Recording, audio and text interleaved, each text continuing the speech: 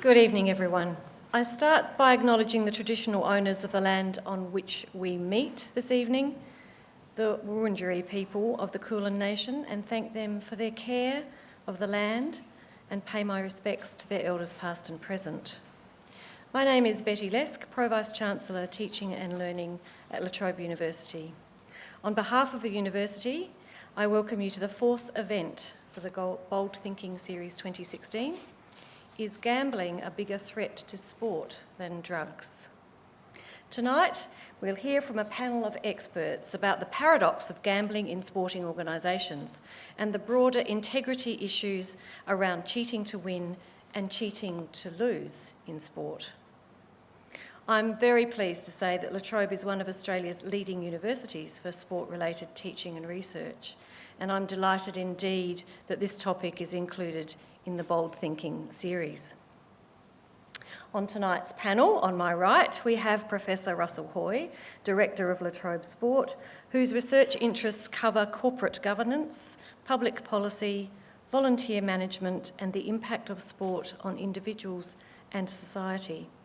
He has been Chief Investigator on 3 Australian Research Council grants and a Canadian Social Sciences and Humanities Research Council grant. We also have Catherine Ordway, who is a Professor of Practice in Sports Management at La Trobe University. She's a specialist in anti-doping and code of conduct disputes.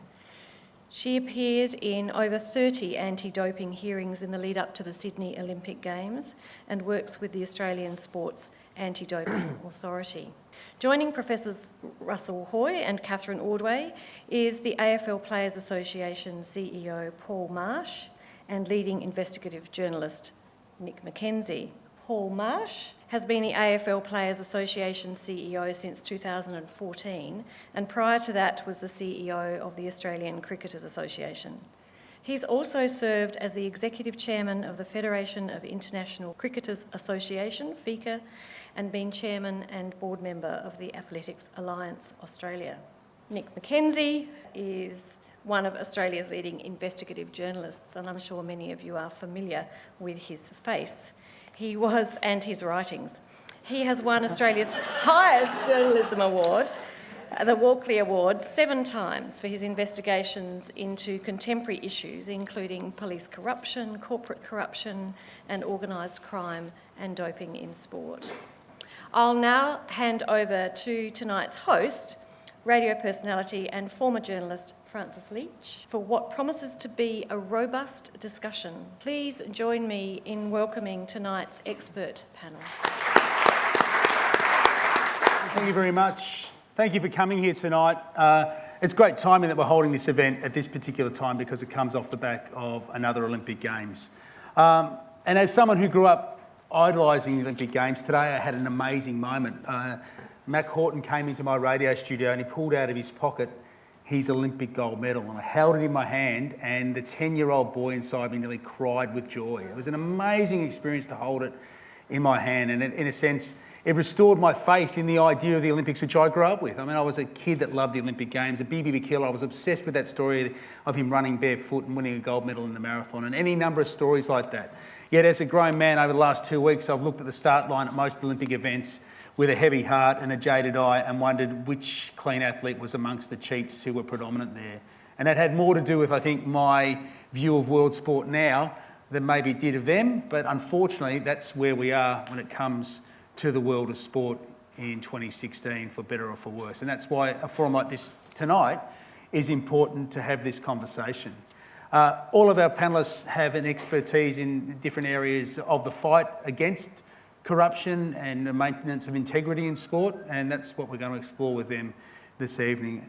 But I guess the first thing we have to do when we're doing that is identify the threat itself. Just how real is it, and what is the future of sport if we indeed fail to meet it? So I'll start with you, Catherine. I'll start with you. Just how deep and how urgent is the threat to sport integrity at the moment, if you have an overall overarching view of sport around the world as we know?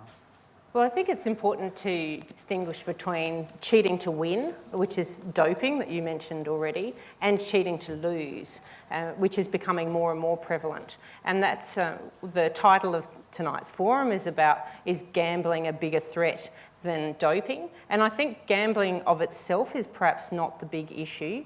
We could spend an entire night talking about whether or not we like gambling in sport, but it's here.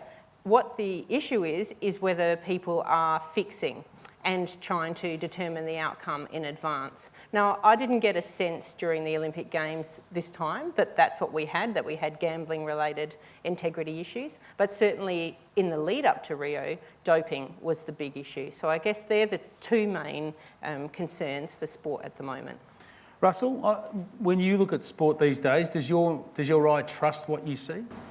I think that still the fan in me tries to be quite naive in looking at sport in its pure sense. I think, depending on which sport you're watching, if I'm watching some international soccer, I might have a different view. If I'm watching South American soccer, a very different view. And then I think it depends if you're watching under-12 soccer in Melbourne, I think it's a different view again. So it really depends on what sport you're looking at. International cricket, it's probably a bit of a, I would never bet on it or probably pay a subscription. Paul, as somebody who's been involved from the point of view of the participants, from professional sports people, your level of trust in the integrity of what your members are involved in, when you watch a game of cricket, an IPL game, are you confident when you watch that the messages that you to your constituents have gotten through and that they're actually meeting the standard that you asked them to meet? I've always thought that from an Australian perspective, I've never seen or had any reason to believe there was an issue with Australian cricketers, but there certainly have been times where we've seen games or parts of games that there's no doubt that there's been integrity issues. So look, I've seen firsthand, I've had players in my cricket days report integrity issues to me directly, so I know it exists in cricket and other sports, and so in my view this is the biggest threat to the integrity of sport. Is gambling, I think the so. money. Match fixing, I think, is the biggest issue. Nick, you've done it from the other side of the fence, watching people who've tried to affect the outcome of sporting events, whether it's either drugs or gambling. If you had to choose, if we're going to make a choice, as the theme of this event is gambling or drugs as a threat to the integrity of sport, which one do you reckon poses the biggest threat? I'm going to be cop-out and say they both pose equal threats, and they're not mutually exclusive, because you can dope a horse. If it's going to go faster, you'll bet on it, and you're cheating and you're doping to win. And I guess in terms of my view, I've got this very jaundiced view, because my job is in finding the bad stuff, and I'm amazed how often cheating and corruption happens in Melbourne. I mean, there's syndicates with organised crime figures, notorious drug traffickers who have cups of coffee with AFL players, talent scouts. It's happening every day of the week, and people don't realise it's out there, but it's a genuine threat, and it's a serious threat. Of course, it's much better here than it is overseas, but with the globalisation of sport, with our cricketers going to India in the off-season, they're exposed. And I mean, the one rule of life is where there is money, there is corruption, and there's more and more money in sport, more and more gambling in sport, and there will be more and more corruption in sport. Well, there is one example, not in Melbourne so much, but the Eddie Hastings example in Sydney is in some ways a perfect sketch of how that might operate. If people don't know that story, can you fill them in about the Eddie Hastings story and how that tangle web has drawn in NRL players, journalists and other high-profile figures as a sort of a DNA or a strain of the disease of cheating in sport? Yeah, I've been told we're not in the defamation-free zone, so I'll be careful here. This will be broadcast online. But basically, Eddie Hastings, a colourful, massive punter. He moves a hell of a lot of money as a gambler and has forged these not unique ties. There's plenty of blokes like him, these colourful characters. He knows NRL players, top-tier NRL players very well. He knows organised crime figures well. He used to run a famous brothel called Stilettos in Sydney, where lawyers, journos, footy players, everybody passes through. He's a great cultivator of people and information. And he's also loves a punt and loves to win. And with all those factors, he's been at the centre of a number of gambling scandals where the allegation is that NRL players have passed him information or horse racing identities, inside information, or have collaborated with him to fix the outcome of sometimes tier 1 matches so he can win money. Now, that's not been proven, so you've got to stress that. But he's just a great example of the danger that's there when you've got somebody who does have that reach into professional sports, into organised crime, who's got money to play with, and is really, his friends would say he's a lovable rogue, and also has the media on side, so he can sort of float through all the different stratas of society. Having a brothel in Sydney as well is great, in his world, great cachet, or was. So his critics would say a real danger to the integrity of sport. His mates, supporters would say a great bloke who loves a punt. I'm not going to comment for legal reasons. But it's interesting, I'll go to you with this, Paul, and then you, Russell, because if you read the Australian Crime Commission report that was released around the same time as the Asada investigation began into the Essendon Football Club in, was it February 2012, I think it was, that was at the core of what it wrote about. It basically talked at the heart of it about just how quickly the slide was for professional sports people and semi-professional sports people into the web of influence within organised crime. When you read that, did that come as a shock to you as somebody who's involved with professional sports people, or did you get a sense that that was already a threat to the integrity of sport? Well, I think, given my international experience in cricket, I've seen exactly that play out, particularly in the subcontinent. So that How would it work? Tell us how it would work. I mean, example, there was quite a famous case of a Pakistan player by the name of Mohammad Amir, who's just actually come back from, I think he had a 5-year ban, but he was basically, I suppose, groomed from the age of 15. They plucked him out as a talent. They put him into the National Cricket Academy in Pakistan, which a fellow called Salman Butt, who ended up being the captain of Pakistan, was there, and took him under his wing. And that then led into, I'll cut the story a bit short, but that then led into an introduction to Salman's agent. The agent then started talking to him about, match fixing. The kid was 16, 17 by this point, had no idea about what all this meant. Was then sort of brought into a situation where he'd had a conversation that had been taped, and then therefore he was incriminated. And then the question was popped, and the agent said, ask your captain. By this stage was the guy Salman Butt, whether this is all okay, and the captain said yes, and all of a sudden he's bowling no balls in a test match at Lords. The News of the World have got hold of the sting, and he's in jail, along with 2 other teammates. So often it's a young kid being groomed from a very early age, and they're in the middle of something that they just can't get themselves out of. And there are heaps of examples in world sport of these type of things. And a lot of it's just this, young, innocent, stupid, whatever, but all of a sudden their lives are ruined by it. And the people that are approaching them are criminals. Now, it is organised crime because they see they can make money off the back of an action that they can control on the field. So it's definitely happening. Was I surprised to see?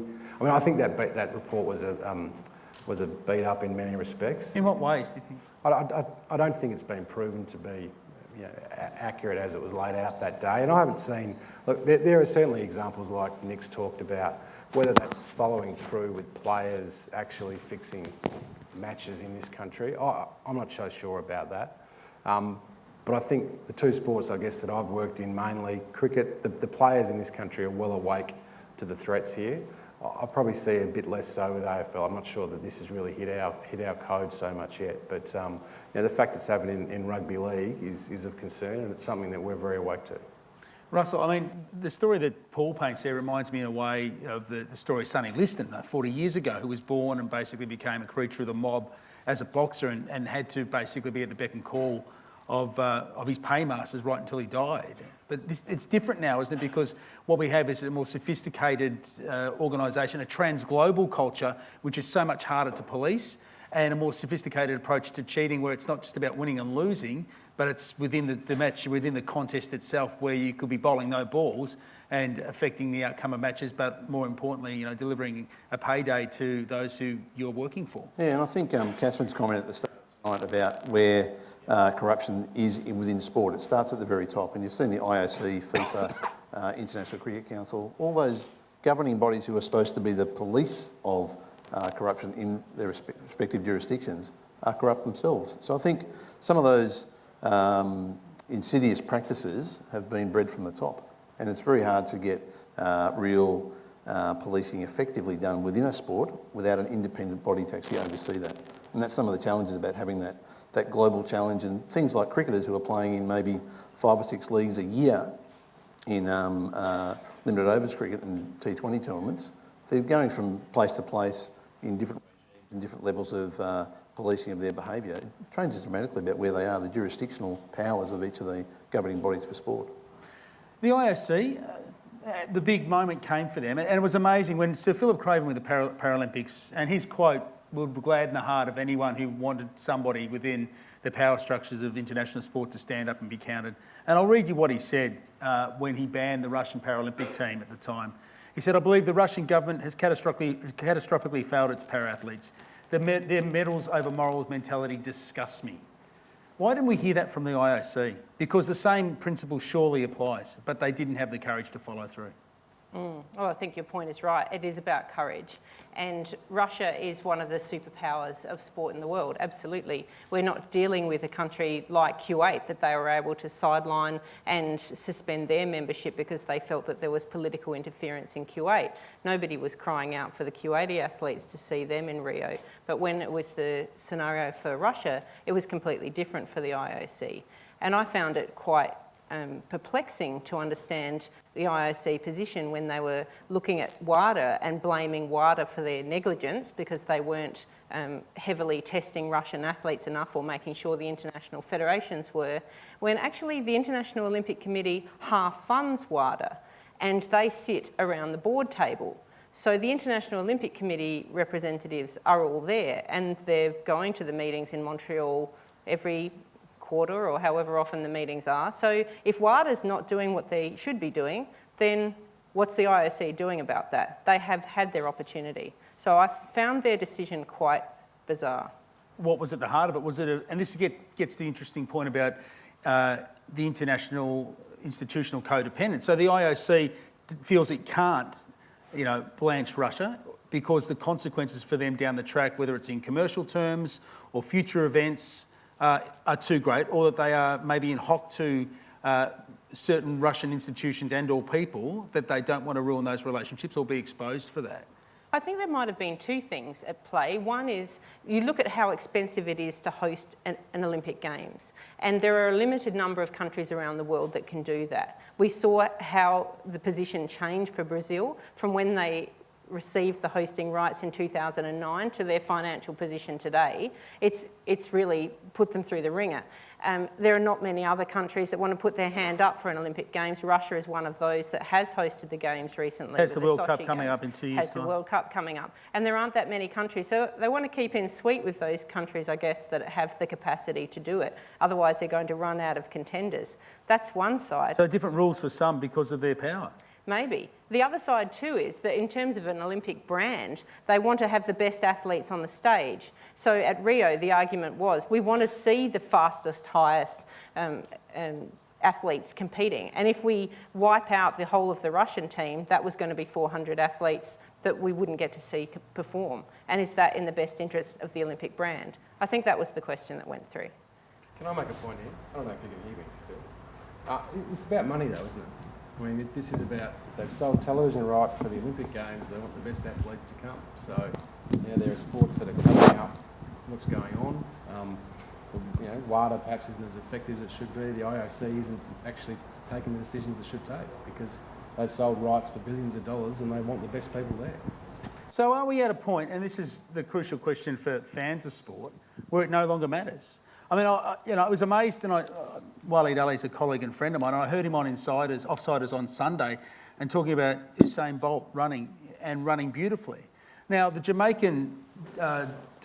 internal Jamaican doping processes are terribly flawed. And Catherine, you probably know about this more than anyone. They've had numerous problems in verifying the authenticity of those tests, the independence of those tests.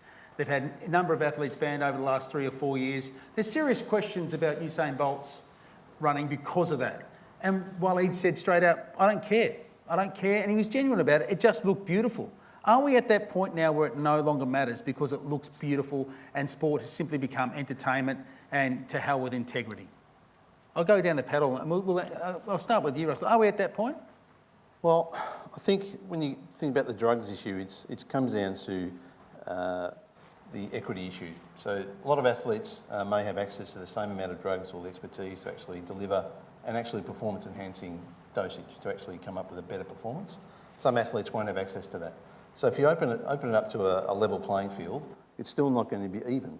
So if you legalise drug taking in sport and say, okay, let's produce the fastest human on earth and let the sports science take total control over that, you're still going to have an inequitable field between the poorer nations and the richer. So you're still going to have an uneven field. Someone will have a richer, stronger monster. Yep. Could you imagine a time when we'll get to that, Paul? If the money's the only thing that matters? I hope not. I mean, I think the people that are most affected, in my view, by cheating are the athletes themselves. You know, let's look at the Olympics. They've trained for however long to get there on the day, and they want an equal chance of success, and they're being robbed of that by someone who's cheating. But I don't think sport's actually empowering the athletes themselves to try to solve this problem. You know, there are some sports where I think that is the case. I think golf's a great example.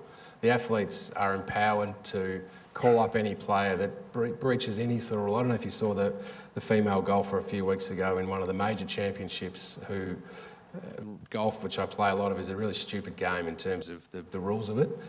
If you put the ball in the bunker and you touch a grain of sand in the bunker, you'll get penalised. Well, this female player, she did that and she lost the tournament because of that. But golfers are, it's culturally the way to go forward is to actually call it up. And I don't think we've made an effort in sport. I don't think the sports have empowered the athletes to try to take an approach like that across the board. Now that's a big cultural shift, but the athletes, I think, are part of the solution here, whereas in most cases, they're actually not the cause of the problem. It's others that are trying to corrupt them from a match fixing perspective or in a doping perspective. The biggest issues we've seen are clubs, governments, institutions actually systematically doping athletes. So I think that's part of the solution. Yeah, or in the Armstrong case being too big to fail, like the UCI turning a blind eye to his cheating because he delivered the circus that had delivered the rivers of gold. But I'm interested with you, Catherine, and I'll ask you, Nick, about this as well. We got to a point with the Rio Olympic Games where even the testing itself was considered to be haphazard. And it was amazing for many of us to discover about 2 months out from the Games that the lab that was set up to govern the testing at the Games was actually basically pulled down, shut down because it hadn't met standards. 2 months out from the Olympic Games, they weren't going to use the lab that they'd been building and they had to basically come up on the run with a testing regime which, from what you understand, was appallingly short of what was required. What does that say about how highly valued the integrity of sport is when it comes to doping at, say, the Olympic Games? That's correct. It was.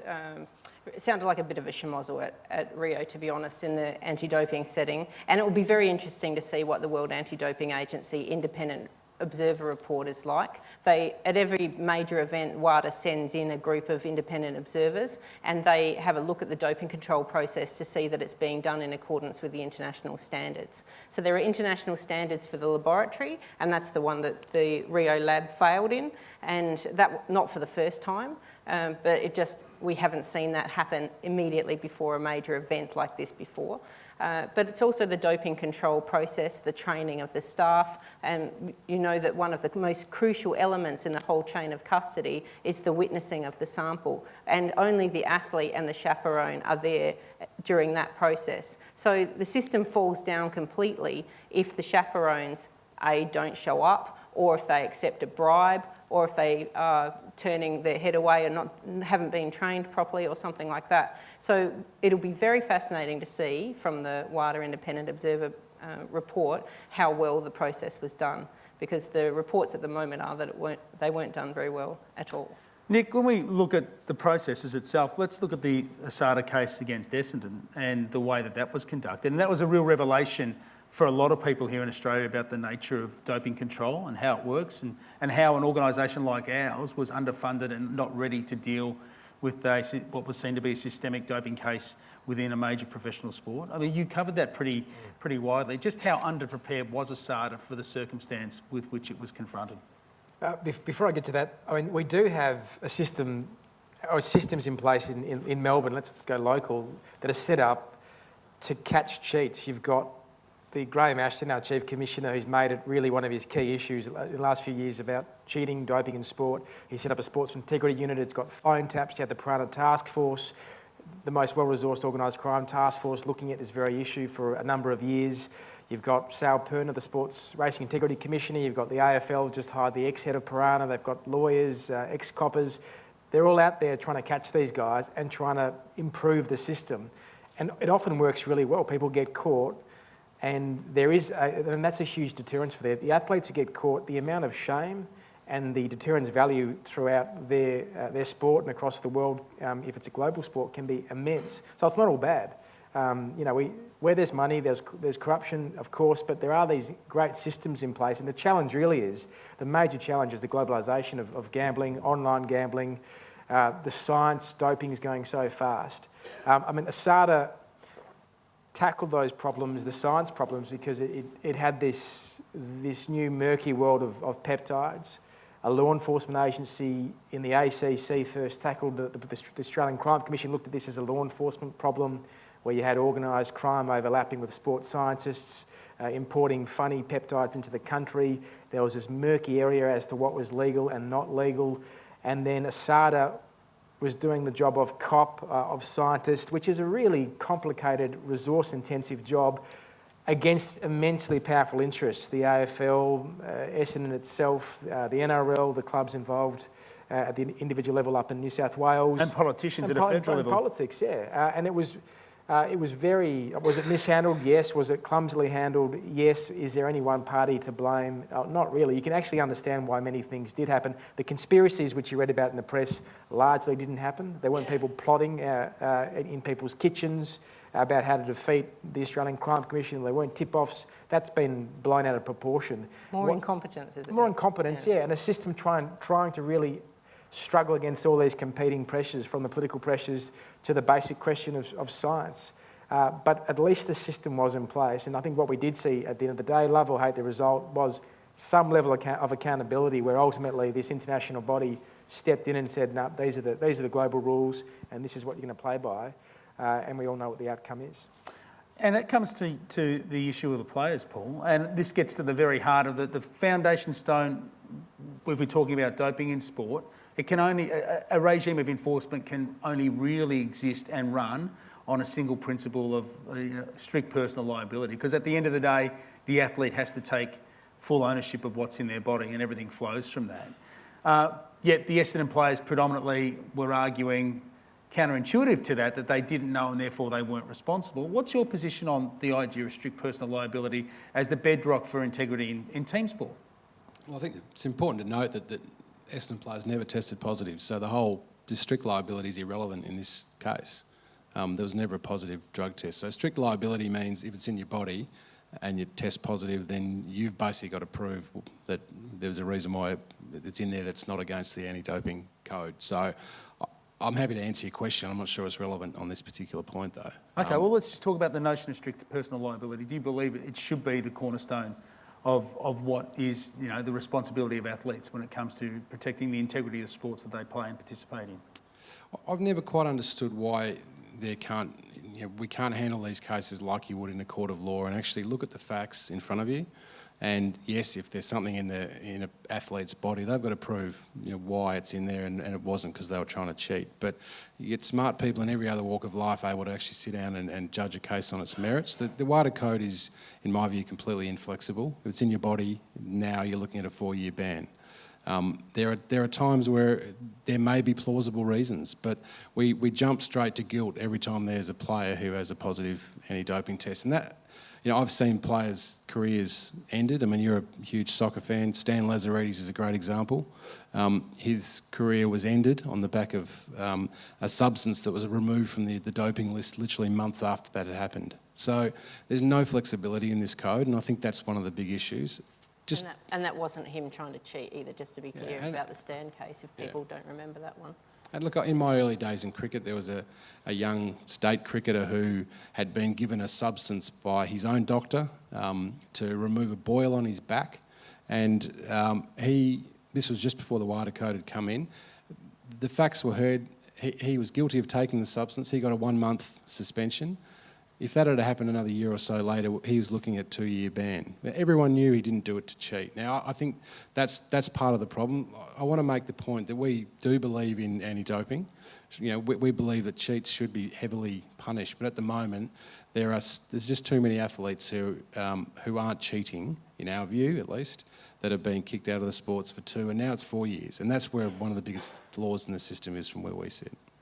Catherine, you've been heavily involved in any number of cases. Part of what you've done as a solicitor over the years has been involved in the Court of Arbitration for Sport and representing there. What did you think of Paul's attitude towards it? And what's a middle path then if Paul's correct that hard line when it comes to strict personal liability is too hard?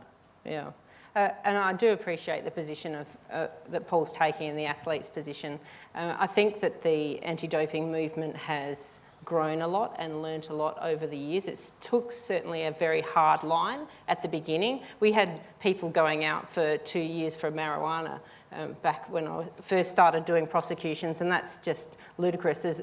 People are not feeling like we need to smash every athlete that comes back with a positive test anymore. There's a greater understanding now about the contamination of supplements, for example, than there ever used to be. So they've tried to soften the code whilst creating a standardised and harmonised system. Because we've seen the scenario from the McLaren report where in Russia you have a system that breaks down, and on the horizontal we have the International Athletics Federation where the system breaks down. And if you don't have some blanket rules that apply to all countries, then suddenly you have a scenario where we say, well, obviously our athletes wouldn't cheat here in Australia. They're all very lovely, and we can understand that there are reasons for why they would have taken it. It's finasteride, it's a hair loss product, it's something like that. That's very lovely. But if that happened to a Chinese athlete that we were racing against, if that happened to a Russian athlete that we're competing against, then of course the excuse is just being made up to cover up. And that's where the system breaks down, and they've taken a very hard line and created the strict liability principle, which we do see in other parts of the law. We see it in drink driving, for example. The police will pull us up and we have to blow into the bag, and there's no, well, it was my friend's 21st party or something or other else, that's why I've got the high reading. You don't get to argue that. It's strict liability. And I know there was no actual doping found in the Essendon players' systems, but one thing that scandal really at least surprised me is that I think not one player spoke out and challenged the team culture, which is defensible to the extent that some are young, they were following a very powerful hierarchy, but the reason you have that personal liability or individual responsibility built into the code is ultimately the pressures can be so immense, you do need athletes to take responsibility. And the failure to have that individual culture and that sense of personal responsibility at Essendon, we know what the cost of that has been. And I hope that's something the AFL, I'm sure, has picked up to say to players, yes, you're part of a team, but you've got to look after yourself as well. Seek a second opinion, ask questions, because it's your job, it's your career on the line at the end of the day. And it's also the wider philosophical question, Russell, isn't it, that athletes who are participating in professional sport have a responsibility to the integrity of their sport for future generations. It's one of the things that I've found mystifying about the Essendon situation a lot of people didn't seem to want to talk about, was that if a regime of peptides was institutionalised within football clubs and became standardised, we would have got what we got with cycling for about 5 years, and that's young professional cyclists turning up to tour with European teams and then being confronted with a choice. If you want to be a professional cyclist, you have to get on the program, because if you're not on the program, you're not going to be riding for one of these teams. So your choice is your career, and that means doping, or going and getting a real job somewhere else. If we'd allowed peptides to become standardised across the AFL the way that it was heading, then young aspiring professional footballers coming out of the TAC Cup would have been presented with the same question. Do you want to play AFL football? Well, all of these AFL clubs are now using these cutting-edge, up-to-the-line peptides. We're not quite sure what they're going to do to you, but if you want to play, you're going to have to use them, or else it's back to the VAFA. And that's the question that clubs and sports and players have to be mindful of, is it not, that they are responsible for those that come behind them? Well, I think every player who's playing a sport, whether they be at sub-elite, elite or mainstream professional sport, have an enormous responsibility to adhere to the codes of the game that they're playing, but also to be the role model. And they're often held up as role models, clearly, for younger athletes. But you have to understand the reality of an 18-year-old professional athlete under enormous pressure for performance, going just recently out of adolescence, having to cope with fame, social media, having a salary, having a really regimented workplace environment, particularly in AFL football. The pressures are enormous. So you're dealing with people who are not quite ready for that in some cases. So I think some of the nuances of understanding the reality of an individual, and I think your comment, Nick, around none of those players speaking up speaks to volume to that. If you're an 18-year-old in that environment, how do you feel empowered to do that? If you are recently joined and in your second week you're asked to start doing this stuff, it's very difficult to speak up against that. Paul? Can I just make a point? I mean, I think some of what Nick says there is fair, but the players did speak up. They actually did go to the club. They did ask the club to give them some sort of a undertaking that what they were being given was not banned under the code, and the club gave that undertaking. So they didn't go outside of that, and I think in hindsight they should have. I wasn't at the PA at this point in time, but I think they should have come to the PA. They didn't. But this is where I think the code isn't flexible enough, because I don't think anyone who looks at this case would say that the Essendon Football Club shouldn't have had the book thrown at them. No, absolutely. They gave undertakings to the players. They instituted this program. They should have had the book thrown at them. But should have the players been banned, have had a year? Well, I mean, really, it's been three now, probably close to 4 years of their football careers taken off and their lives taken off them because of this whole issue. And I don't know what the people in the room think, but not many people I've spoken to hold the players accountable here. They think it's the club's issue. Yes, the players could have done a couple of things differently, but did they set out to cheat? I certainly don't think they did. Can I ask you, just on Russell's point, are the players, professional young footballers, and I guess it'll extend across other codes now, more empowered to question what they're being asked to do in that club and that team environment now? As a players' association, as a peak body for players, are we getting better at teaching young men that they have a responsibility to speak up for themselves? Yeah, I think so. But you've got to understand too that the culture of these teams is 18 teams competing against each other week after week, and there are some things that they will not talk about. And this was classed as one of those things from the players, and they won't talk about game plans, they won't talk about training regimes, because it's all competitive advantage stuff. And that's how they saw this issue, rightly or wrongly, and to their detriment in the end, but that's how they saw it. And I think that is one of to pick up on your point, one of the ways that the WADA Code doesn't deal with the harmonisation approach appropriately, is that they don't distinguish between the team sports that are week in, week out, and the individual athletes. And the individual athletes, you can argue, perhaps don't have the same powers too, because they have a coach, and they might have, you think about the Kim Brennan scenario where she thanked her coach after her gold medal that they'd been working together one-on-one for 11 years. Now that's an incredibly strong bond, and there's no suggestion there's doping involved here, but if in that strong relationship you were asked to dope, would you be a strong enough character to go against it? On the other side, the team environment, I understand we've seen it in cycling in the pelotons, we've seen it through the Essendon case, where they're saying, well, these are young athletes and they don't have the strength of character to step up and go outside and to even ask the club doctor in that scenario for more information. So is the code too onerous, and should we be taking more of that into account? And I think your point is right, that we need to involve the athletes more in the development of the code so that we hear from them and we can get a better understanding of what they want, rather than having a bunch of pale, stale and male blokes sitting around, in the late 70s, early 80s, making decisions about what's appropriate for 18 to 25-year-olds. Can I ask about the other threat that we haven't talked about as much, and I do think we need to, because I think the predominant view here was that gambling and money are probably the bigger, more pervasive threat, because it does have a wider reach than maybe doping does. Nick, I think you wrote about a story here in Melbourne a couple of years ago, which is almost perfectly encapsulates how this particular form of gambling and match fixing insidiously works.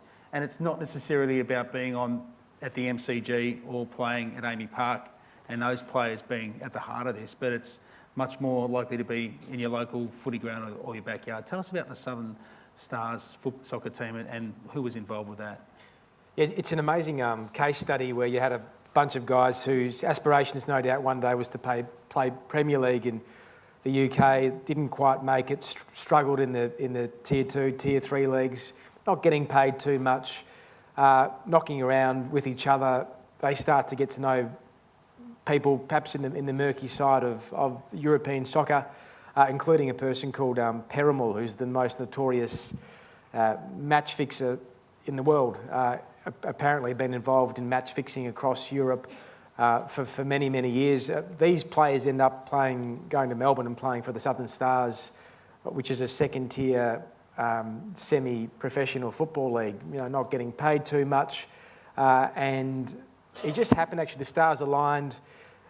A betting data analysis company from overseas, which just looks at algorithms sucking up all the betting data across betting markets across the world, saw this really odd punting on this low-level soccer in Melbourne. Now, it stuck out because there was so little volume and there was enough spikes to say something's wrong here. At that very point in time, you've got Victoria Police being the lead agency in Australia saying sports, gambling, corruption is an issue. Let's throw some detectives at this funny betting data and let's catch these guys like we would Tony Mockbell. So let's tap some phones. Let's do some surveillance, which almost never happens, unfortunately, in these sorts of crime types in Victoria and across Australia. It's too expensive. It's not seen as really high risk, high harm crime. It's not going to deliver you a massive dividend, the police would think. That's right. But they did this job in this instance. They tapped the phones, they observed the players, and they caught them on the phone through a middleman and sometimes directly to this guy, Perumal, the assistant coach or the coach who was in on the giggle. And they were making paltry amounts of money for affecting the outcomes of games. So how many goals they'd win or lose by spot fixing. And there was betting happening on markets, I think, across Asia on these Melbourne games. And sure enough, the cops had enough evidence. They arrested these guys.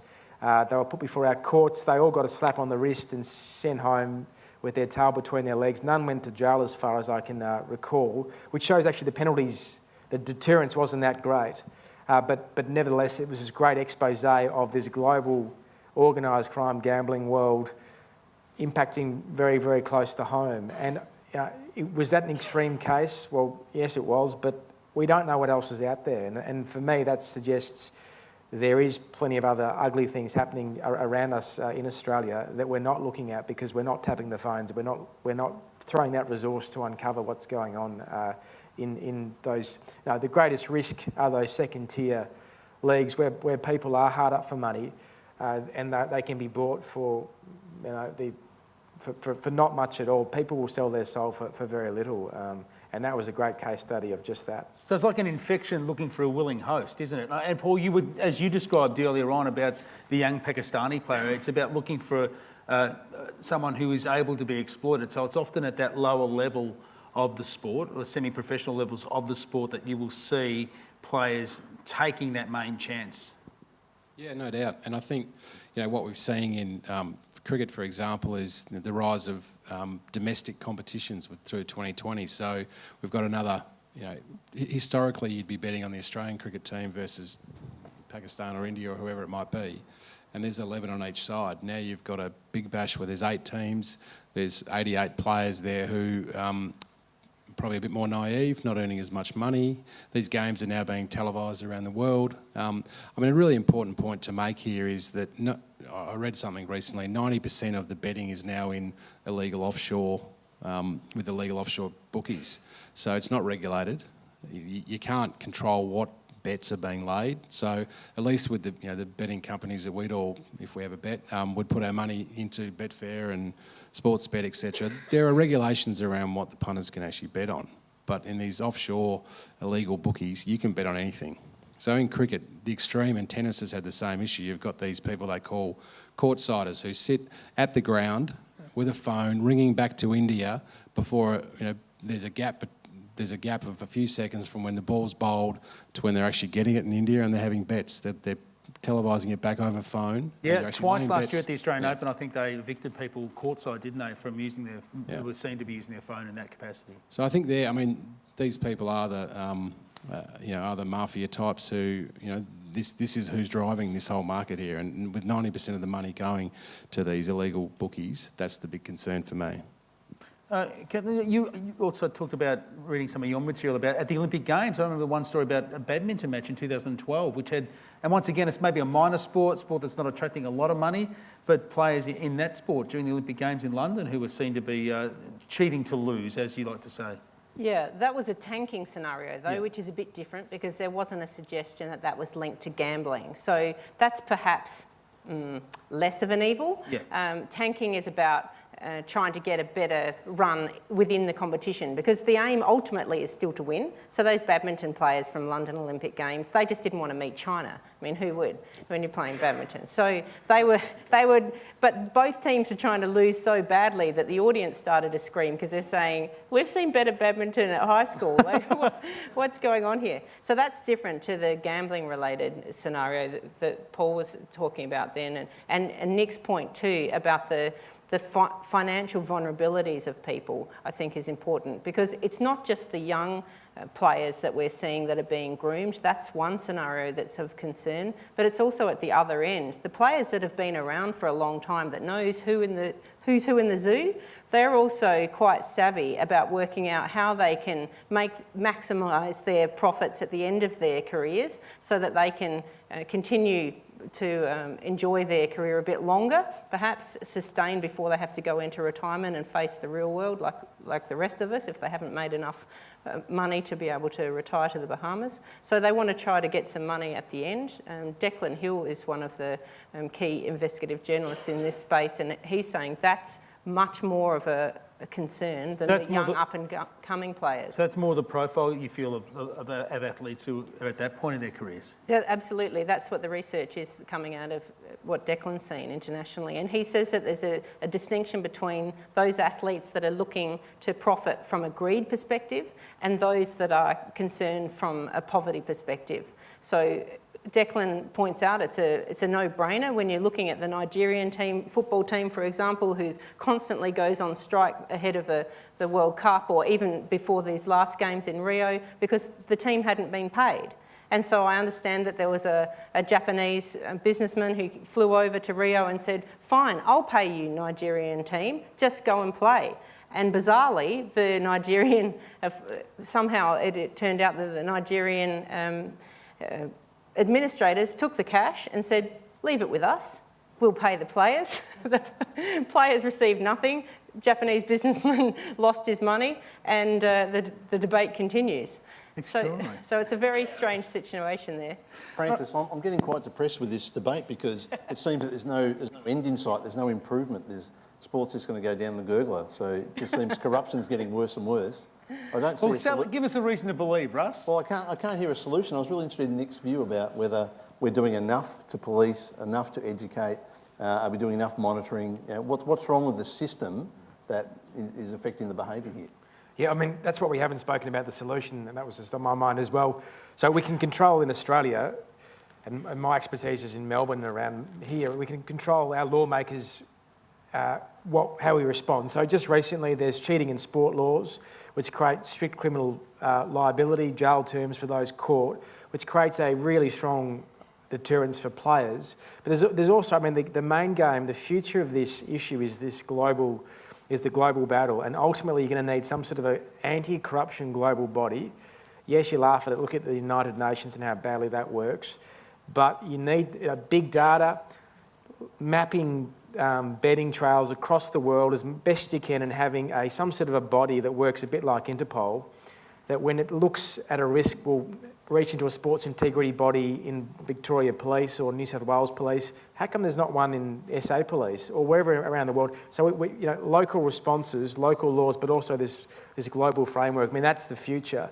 At the moment, I think the Hong Kong Jockey Club has the best analytics and algorithms in betting. They've got a huge amount of billions of dollars passing through the Asian betting dollar through the Hong Kong Jockey Club. Incredible systems to detect outcomes in sporting matches around the world which look sus, and then feeding them out to those sports clubs, those sports bodies and police. I mean, the other thing is just the institutions of sport. Like, look at Tennis Australia. Was exposed this year having a really, International Tennis Society or group, a really lacklustre institutional response to the threat of corruption. The media was a catalyst for exposing that. But what it showed was this sport, which of course knew about the dangers, at the elite international level not doing enough to counter it. And that's another part of this, of where there's a solution. And it is happening. There are bodies leading by example. And luckily in Victoria, we've got some of the best bodies, some of the best models underway. But that institutional power in a state like Victoria isn't going to be reflected in a state like Nigeria, isn't it? And that's the real politic of anti-doping and anti-corruption, is that you're not going to have the same institutional strength or integrity to oversee a uniform approach to trying to protect the interests of sport. And maybe sport as an indulgence in a Western society like ours, it's fine to worry about the integrity of it, but if you're living in Nigeria and wanting to make a living, you're going to use sport however you can to get a dollar in your pocket. And I'm sure that that's the sort of two-world scenario you find in your time in cricket, Paul, with the top-tier nations like Australia and England, and to a lesser extent, or the Indians now because of their financial power, and cricketers from other nations who have a very different set of circumstances under which they play and live.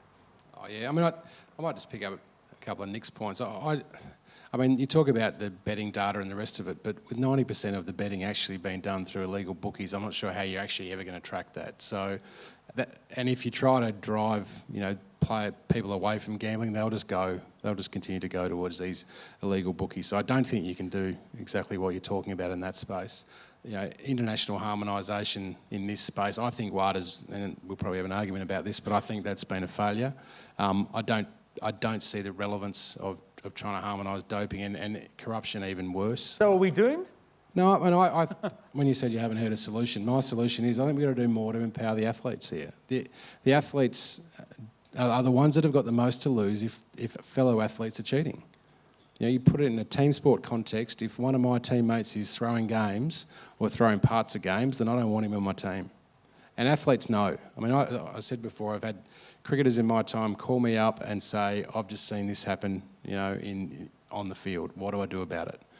And the problem at the moment is, in certain parts of the world, they're too scared to actually report to the authorities because the authorities are involved. So I've had a player, and I won't say where from, call me up and say, I've just had an approach from the owner of the team that I'm playing for to do this during a match.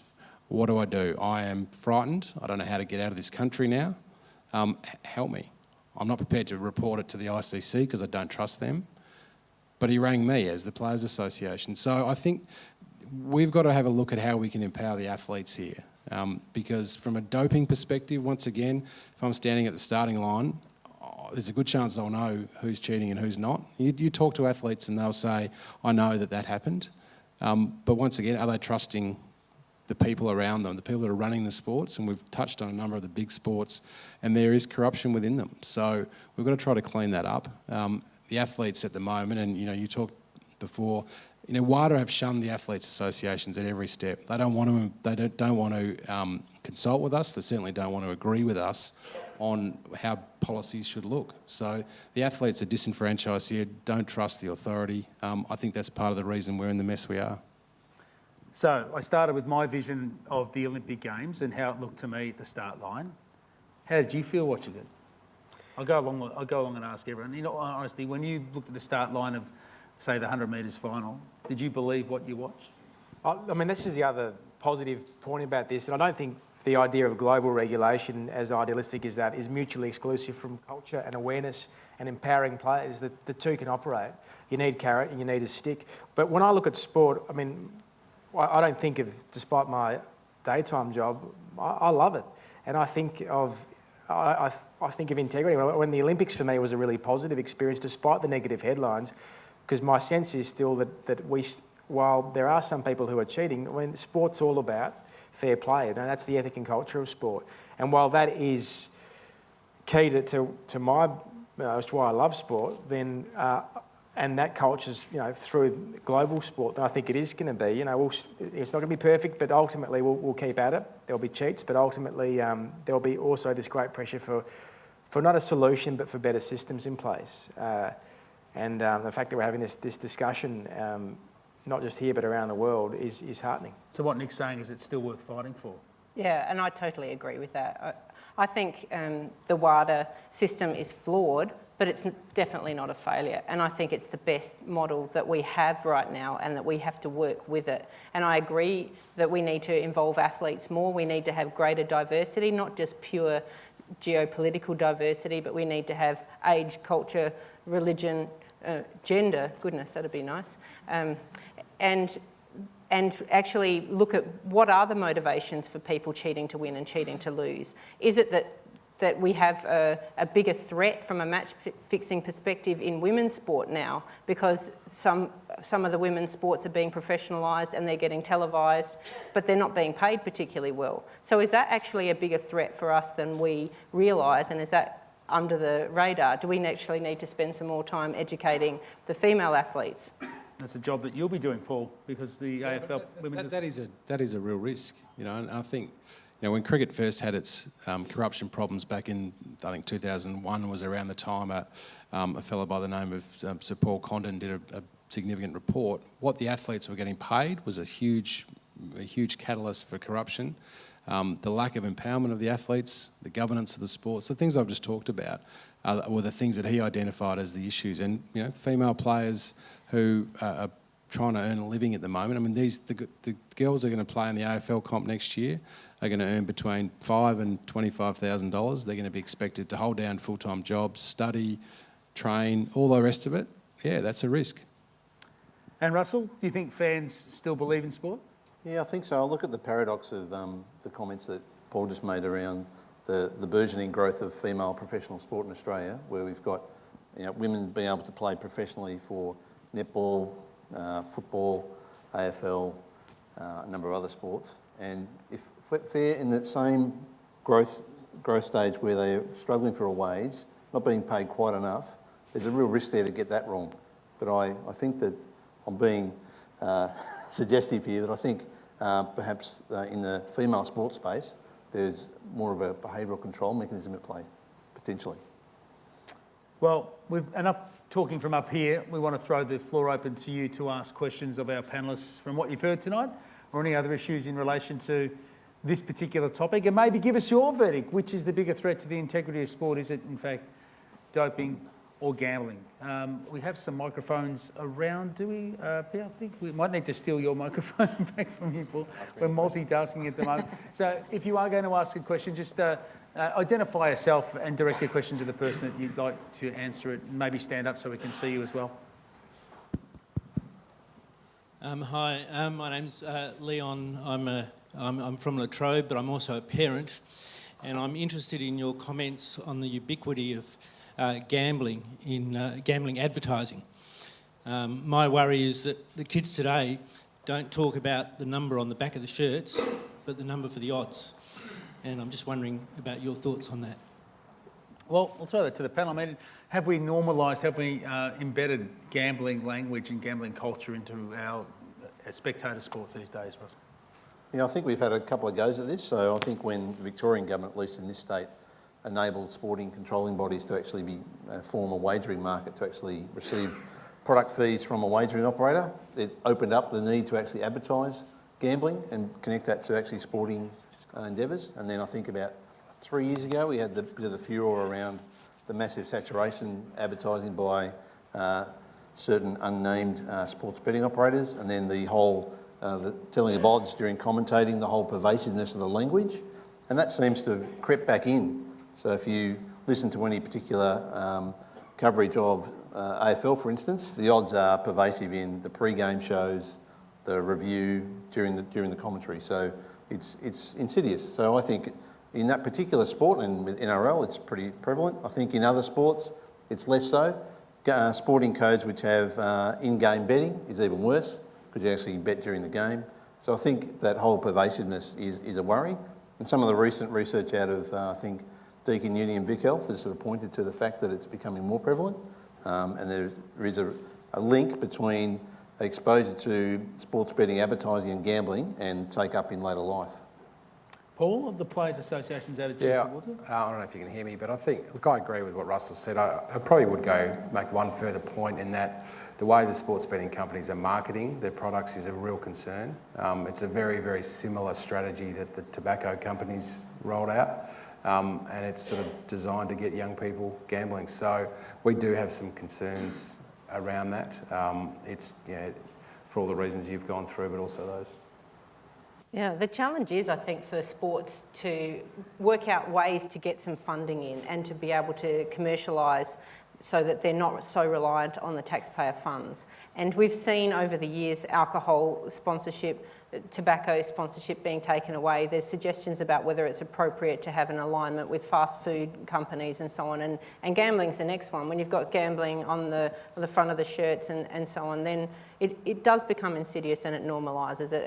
And then the question for the sports, of course, is, well, then what do we do about it? Who do we turn to then to use for sponsorship? Obviously, supplement companies are problematic for the doping side of things. So what are our options? And the other thing the AFL often says on this issue is that by having a formalised relationship with a preferred sports bets company or with the betting companies, it has access to their data and it can therefore monitor whether players or other officials are involved in betting, which is detrimental to the integrity of their game. So they're, in a sense, they're making a pragmatic decision, they feel, that allows them to be able to police their sport. It's about a commercial reality. Is it healthy? Oh, in many ways not, but if it's going to exist, at least watch it, regulate it, do your best to control it. And there is some, the good sports do have great relationships with betting companies who provide data. Some of the lesser sports don't bother to reach out or don't have those relationships, and some betting companies aren't as good or proactive as they should be as well in feeding data back, which creates another risk. So if it's going to be there, you've got to make sure it's being scrutinised, watched extraordinarily carefully. Thank you for your question. We'll go to this side of the room, then we'll come to you, sir. Thanks for that discussion. It's Alex Donaldson, also from La Trobe. I was really interested about the idea of empowering the athletes, and I think at Rio for the first time we saw the crowd getting involved in that, and we saw athletes getting involved with each other in that, in terms of negative feedback to those who were perceived to be drug cheats. Any feedback on that? So, for instance, Mac Horton and Sun Yang, I spoke with Mac about this morning and asked him about his approach to that, and he was adamant. He said, yeah, well, I just believe in clean sport and I had a responsibility to speak out. And, I asked him, because he told me that he turned off his social media accounts after the number of awful messages hit 500,000. He had 500,000 comments on his Facebook page from people who were unhappy with his comments about Sun Yang. So he felt that it was his responsibility to do so. But my question is, why should it be left to the athletes to do that? Because that's, that can be a fairly lonely place. Surely their sports should be protecting them from having to be the foot soldiers for clean sport. I think it's broader than just calling out the behaviour. I think, you can certainly, some of the things I would suggest are, firstly setting up a safe environment for players to report behaviour that they see, because they do see it, and that's the reality. In many sports around the world, they wouldn't feel safe in reporting it. So I think a whistleblower system through the player associations, I think, is key. I think building a real culture within sport that it's just not going to be acceptable. A bit like in golf. Yeah, that's the point I made before. But I can't think of another sport where that's central. Whether it be, cricket, for example, could take a stance on players walking. It doesn't do that. Players will try to cheat the system by leaving it up to the umpires to make the decision. There's lots of little things that athletes, if they're empowered, do. And that's a big responsibility and a big task. But I see that as one of the important solutions going forward.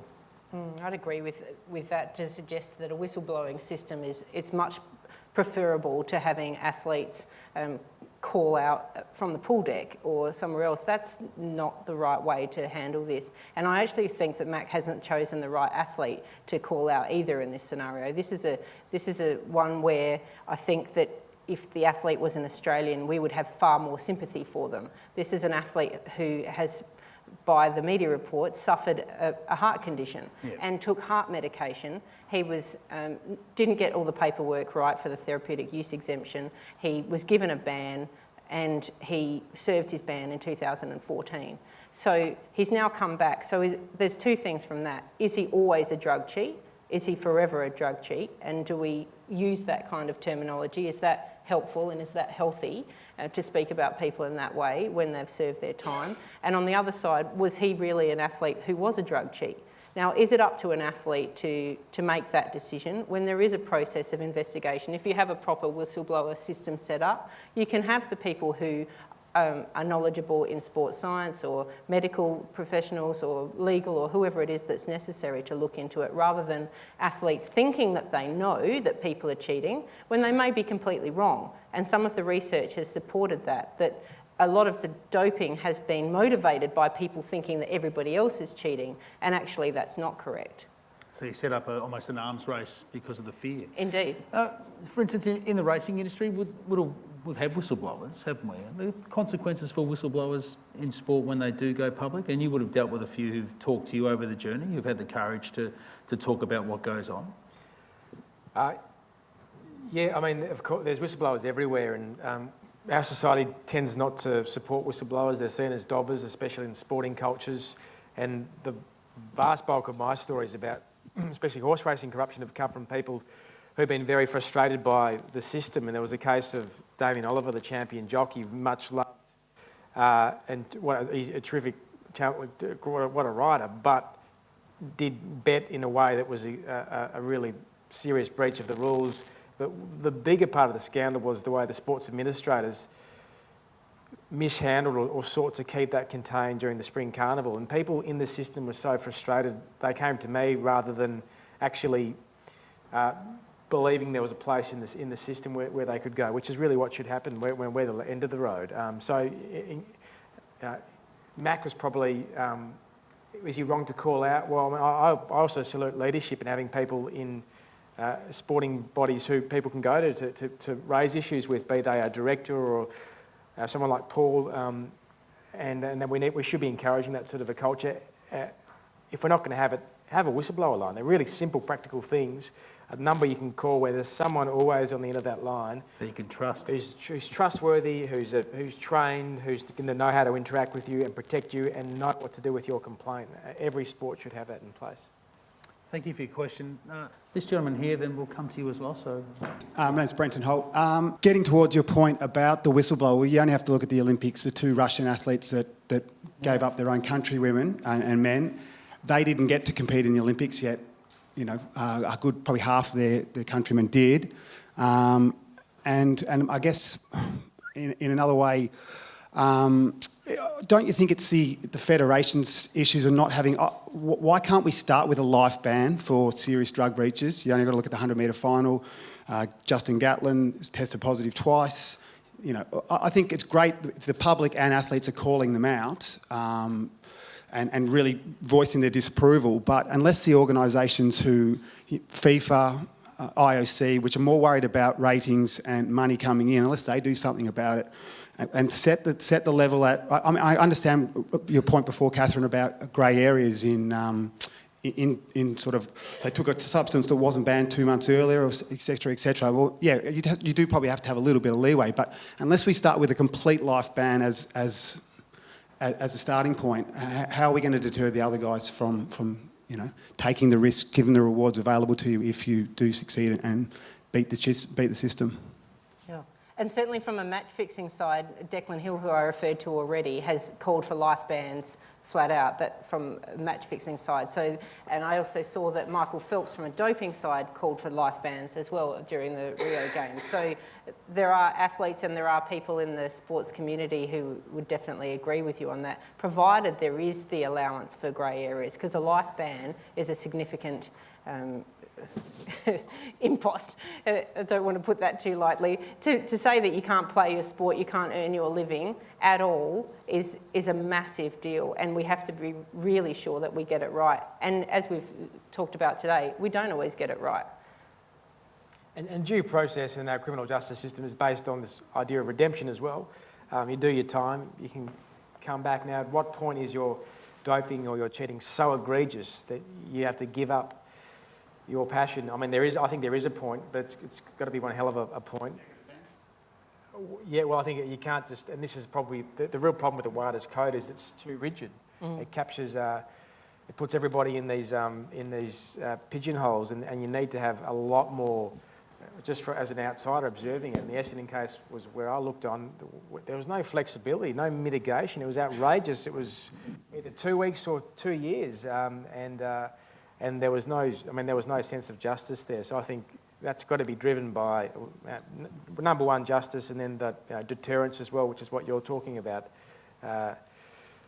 So yeah, but a complicated area. Nick, is one of the issues that they're running the fine line between the cost of running the system to actually do the detection and the penalties. They can't spend way too much on it. Actually, you get no return. So they're coming to a system for WADA, which one they can afford, and that's where they're going to stop. And that's one of the issues we've got. Yeah, absolutely. The amount of money it costs to actually enforce and to oversight continually, I mean, no state will pay for it. But I do think, my experience is not with WADA, but it's simply looking at WADA's treatment of AFL players, which there's nobody, I think, whether you love or loathe the club involved or whatever you think of some of the individuals involved, that thinks that penalty was fair. And that's a problem for teams, not just Essendon, caught up in their similar scandals. Thanks for your question. I think the gentleman sitting Thank you. Yes. It's Tony Phillips here from the Victorian Responsible Gambling Foundation. So I don't know much about doping. I know more about gambling. But I think the first thing, a couple of observations. The first one I'd like to make is just that I think the 90% figure that you're citing, the only place I've seen that come from is gambling industry. Normally it's part of an argument to say they should be allowed to offer more gambling in Australia because they can't compete with what's happening overseas. The actual amount of sports gambling in Australia, the latest figures, it's $815 million of losses a year, which sounds bad. The total losses in Australia on gambling are $22 billion a year, so it's small. The participation in sports gambling in Victoria, the latest figures from 2014, 4.9% of the population, so it's quite small. So who is actually doing the gambling, and why would your figure have some relevance? It would be because criminals are into it, and criminals are betting lots of money, and it might even be that 30% of that 800 million would be being sent overseas by criminals. But the main reason criminals would be getting into gambling is to launder money, not to win. They might get a better percentage of their money laundered if they were able to convince a team to lose. But by and large, they'll get 70 to 80% back, which is quite good, more than they'd have to pay in tax. And that's the reason you use gambling for laundering money, because you don't pay any tax on it, and it becomes clean as soon as you win it. So that's something we haven't even mentioned, is the money laundering.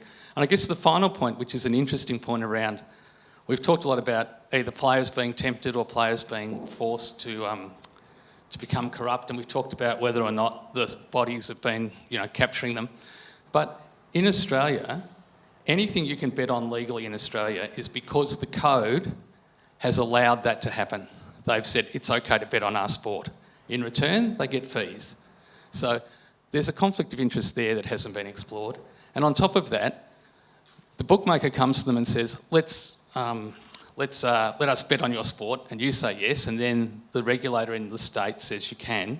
But then they offer a whole lot of products. So if you're worried about the fact that they're offering bets on no balls, or they're offering bets on who kicks the first goal, the sporting codes can stop that. But I suspect there's so many hundreds of different betting products that are being offered, any normal punter can't keep up with the amount of offers coming through their phone, that nobody's actually able to police that properly at all. And I think that has to be looked at. If you want to look at what's a threat to integrity, the sporting bodies have a role to play. Well, it's interesting because the AFL, they were doing their best to try to outlaw in-game betting within the regulated sports betting markets, weren't they? Yeah, I think so. So you couldn't bet on who was going to kick the next goal, or... Yeah. Yeah. I think you're right with the regulated betting market, and maybe the 90% number's wrong, but how would you know? Neither you and I would know, but what I can say is that in India, which is a far bigger market than this one, it is illegal to bet. So it's all with the illegal bookies. In America, it's illegal to bet on sports. So it's all with the illegal bookies. So markets that are far bigger than ours, that's where the money is going. And it's all good and well to control it with the governing body. But if people are going to go offshore and they're going to take up betting options that the sports bets, the regulated bookies don't take, that's actually incentivising them to go towards. So look, it's a complex space, but it is run by criminals, this space, and you know, I've seen it firsthand. They are doing what they can to get their hooks into athletes. And the money laundering aspect of it, that connection that brings together organised crime and sport that the Crime Commission was talking about, is a key component of why it's such an attractive domain for organised crime. Yeah, absolutely massive. And it's a very, very complicated problem. I take it you're probably not a fan of gambling, but we also look at prohibition and say that prohibition of alcohol failed. Are we better to try to get markets like India to regulate, to capture more of the market in a way that we can somehow control? Well, it's impossible to manage, but if we outlaw it, we drive it underground. So there's no easy answer. But we do have to have the best systems in place. And you can actually monitor offshore, underground betting markets, unregulated betting markets, because money's got to move at some point. Cash money's got to enter a system at some point. It costs a huge amount of money. It requires governments to work together. But that's certainly a law enforcement and international government response that's got to be taken place.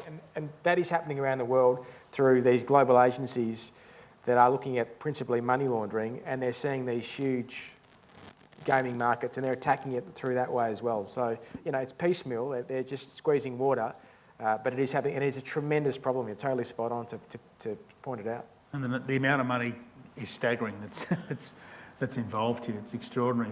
When you think about just how much money is sloshing around. Have we got any more questions from the floor? Good evening, Sam Erdican. I'm a current sworn member of the Victoria Police Force. So, as far as gambling is concerned, in sport, it is a greater issue than drugs itself. Being a lover of, obviously, soccer, if you have a look at the EPL teams, out of the 20 teams, probably 18 are sponsored by major gambling agencies. So in Australia also, in order to alleviate the problem gambling in sport, I think starting with the state government, you need to obviously abolish sponsorship with major sporting codes. That's where it's got to begin, from the top. Just like the state government itself is addicted to the gambling revenue through pokies and all other avenues of gambling, a lot of the sporting clubs are reliant on the gambling agency sponsorships. So, and also the other side of that is any number of AFL clubs have huge, and this isn't illegal gambling, but they have huge revenue streams from poker machines as well. Lots of money. That's right, and there's a moral dilemma there. At the moment, I think Collingwood Football Club, North Melbourne Football Club, something like 45% of their revenue is generated through the pokies. Not North Melbourne. North Melbourne is the one AFL club that has a no poker machine policy, but the Hawthorn Football Club and certainly has a huge number of poker machines. The Carlton Football Club through Bruce Matheson and his largesse has also got access to huge poker machines. It's nowhere near 45%. No. It might be, at most, it might be 10. Yeah, so I just want to get your view on this, Paul, being the AFL Players Association president. Do you see any time in the near future the AFL clubs, 18 clubs, basically cutting ties with the gambling agencies as their sponsors, or the AFL itself? I think that started to happen. There's a number of clubs have walked away from those relationships in the last 12 months. I think that'll probably happen. I think pokies, as Francis said, may be a bigger issue. They have become an important revenue stream, and the AFL economy would change quite drastically if they weren't there. So I think they're insidious machines, and I'm not sure we should be taking money from the community in this way, but it's going to be very difficult to turn that around. So I'm not sure what the future there is, but I think in terms of sports betting and sponsorship, that will disappear at some point. Yeah, I think you're right. I mean, Russell, I know from the St Kilda Football Club and the research they did into their relationship with Centrebet for a couple of years, that when they looked at the brand profile of the football club at the time, because of their and at the time it was a very highly visual association with Centrebet, that it did them enormous damage in the eyes of their constituency that they had chosen that sponsorship. And in the end, the money wasn't worth the trust that it burnt between the fan base and the club. Yeah, if you do surveys of most members of professional sporting clubs, they'll say three things you shouldn't be sponsoring: gambling, alcohol and junk food. and that comes out consistently according to crossable codes. So those things do hurt the brand, but it's the commercial reality, as Nick mentioned before, around keeping a revenue stream. And for an AFL club and the league itself, the gambling revenues in various forms through sponsorship, gaming machine revenues, and product fees from wagering markets, the second largest component of revenue next to broadcast rights. So it's a commercial reality that most sports have shifted down that path, and it's really hard to draw back from that path. Thank you for your question. No problem. Thanks for taking my question. My name's Nathan. I work at La Trobe University. I had a quick question just for the whole panel. That we've talked a little bit tonight about players being susceptible to, particularly with gambling or with match fixing issues at a, I suppose, a federation level with Russia. But I'm particularly interested in, I know I'm a big soccer fan, and I do see that there are some instances in which there are some very big decisions on the field that an official has maybe some level of, I suppose that they need to make some decisions on the field, and you would think to yourself, oh, maybe that particular instance does seem a little bit suspicious. And I was just wondering for the panel, if they've seen some, what level of issue is there in Australian sport where officialdom's in trouble with this, with gambling and match fixing? That's a good point. We haven't talked about the officials. We've talked a lot about players because Paul's here, but in your investigation, have you come across that sort of tampering? What a free kick to talk about footy umpires. Great. I think we probably far better. There's been corrupt referees. We've seen them overseas in soccer, football. I've certainly never heard of that in Australia. I think, the AFL has a very professional umpires association, but clearly, it's a risk, and so what you're identifying is spot on. So it's something you've got to be totally aware of. And I guess when you drop your guard and think it's will be fine, it's when you'll be exposed. Is it happening overseas? There's some extraordinary tales of referees picking up suitcases of money and being bought by gangsters. Prostitutes.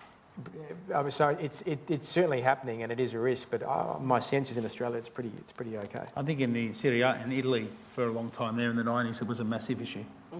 It's a number of team sports. So we've heard claims about it in handball, volleyball, basketball, as well as football and cricket, because of course it's the simplest thing to do. You only have to pay off one. If you're going to have to pay off part of the football team, like in the Southern Stars scenario, then you're going to have to talk to the goalkeeper, maybe somebody in defence, somebody up the front, hopefully to get them all in line. If you're just going to make sure that what you're betting on is the red cards, the penalties, even the score, sometimes the referee can help to sway that. So if that's only one person you have to pay off, then you're doing quite well. And that's been an argument from Declan Hill to have more female referees, incidentally, because his argument is that they don't get paid off quite so easily. I'm not sure. I'm not sure that I buy that. I think that's just been a lack of opportunity. Gucci handbag and a pair of Prada shoes might do the same trick. I'm not sure. Look, I'm certainly aware of, not in Australia, but one overseas example where a player actually reported to me, and we took that forward to the ICC. That umpire is no longer, I'm sure there are others that picked up on this, but that umpire is no longer involved. So I'm certainly aware of one, but other than that, no. Thanks for your question. My name's Liz Seddon. I've got a question for Nick. Nick, you obviously do a lot of investigative work and reporting on corporate corruption, and we saw, I think today, there was an article that you're responsible for in The Age about bribery and corruption in Congo. To what extent do you see parallels? I know today's debate's about bribery and corruption in sport, but to what extent have you seen parallels between the bribery and corruption that you're seeing in the corporates and the sport? And then secondly, do you think that sporting bodies here could benefit from adopting some of the practices that corporates are? So, for example, we see ASIC is beating its drum at the moment about corporate culture, bad culture leads to bad behaviours, and they've got various requirements such as transparency, which we've talked about, whistleblowing, and we've talked about being free to speak up, and also tone from the top. And the fish rots from the head type scenario. Do you think that sporting bodies here could benefit from the steps that corporates are taking in Australia to improve their corporate culture, which I think at the end of the day is one of the big issues for sporting organisations? You have to improve your culture, and I think that's one of the ways forward and a solution. Long question, can you answer that? That opens up an interesting point. I mean, I'm not so sure I'd say many corporate cultures are healthier than sporting cultures. I mean, that we've seen terrible examples of corporate culture across the world. There's obviously similarities because sport's globalised, business is globalised. They're all driven, I mean, money is a massive driver in both. I guess the advantage that business has is that there is a longer system, say in the Commonwealth, where the way corporations operate are governed by laws that have been in place for many, many years and systems of oversight. And because business is such an important part of our culture and our society, it is the subject of far more scrutiny and debate than perhaps sport has been. Sport's been professionalising relatively recently, business for a longer period of time. So certainly there is some things that you can learn from the business world in terms, I think, of better. In Australia, whistleblowers are treated like crap in businesses. I suspect they're treated even worse in sporting clubs. So I'm not so sure we should be following business's lead, but it is in some areas probably a little bit ahead of sport. But where I'd say sport is well ahead of business is sport's originating ethos is competition in a healthy way to achieve personal achievement and to I'm being naive here. Business has always been about money. So in that respect, it's got a far more corrupting influence that's been perhaps undermining it. But it's a good point, and it makes you think about how you can apply, I guess, different learnings from both. And the core thing that both need to do, this is a really meaningless, nebulous statement, but it's culture. Have champion cultures of integrity. That's what it's all about. And the laws are the byproduct of a lack of culture. We've got to be leading from the front, and that's what. That's the positive focus. That's what we all should be talking about. And unfortunately, I spend too much time talking about how to catch the bad guys rather than how to encourage people to be good. I'm not sure if that my answer was like your question, I think. We tell our clients that they need to have good whistleblower policies in place so they don't go to you. Yeah, I always say to people, you don't want people coming to the media. I mean, we're really important in sport because we keep people like Francis and Caroline Wilson keep the sporting businesses, which they are now, honest. But you don't want, and this is really, there should never be a time where a player who feels like they can't trust a coach or an administrator to talk about what a teammate's doing, gambling on the weekend or using drugs, that they need to go to a journalist. As soon as that happens, the system fails. So, I mean, that's I don't want to be going out of business. I won't be anytime soon, I can assure you. But that's, ideally, you want people who can feel comfortable to report. Again, the other thing just makes me despondent after 15 years as a journalist is just saying even institutions I have a lot of faith in, run by good people who instinctively cover up, not because they're bad people, but that's what institutions do when they get the spinners in and they put their heads down and say, this won't come out. So again, the theme there is accountability. That's what's really got to be, if you muck up, do a mea culpa, open up your books. If you're going to allow gambling, make sure it's done in the most accountable way possible. That's... Well, how do you make the International Olympic Committee accountable, for example? This is the challenge in sport, isn't it? Because you can say, well, in Australia we have an accountability system because we have the Australian Sports Commission. They have the funding, so there's a carrot and there's a stick. But at the international level, who's making who accountable? And in order to change anything, to create a scenario of greater transparency, greater accountability, then you'd have to have essentially the turkeys voting on Christmas, which is really a difficult scenario where you have people that are going to have to vote themselves out of office or to have codes of ethics put in place to govern their behaviour and to change the culture if there is something like that, because otherwise, who do they answer to?